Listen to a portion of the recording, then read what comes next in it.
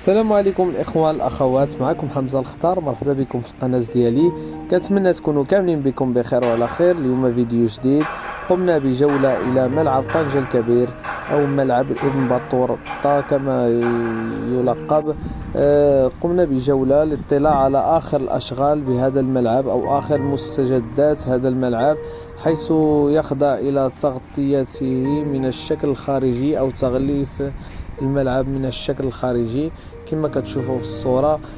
كانت الأشغال مستمرة ولكن توقفت بسبب خوض مباريات كأس العالم الأندية المنظمة بالمغرب، حيث أجريت المباريات بهذا الملعب وملعب الرباط الأمير مولاي عبد الله بالرباط. الآن استؤنفت الأشغال بهذا الملعب من حيث التغطية الخارجية. كما كتشوفوا الآن يتم وضع الهيكل الذي يشكل الشكل الخارجي للملعب، ومن بعد سيتم تزيين الشكل الخارجي بوضع لوحات على هذا الهيكل.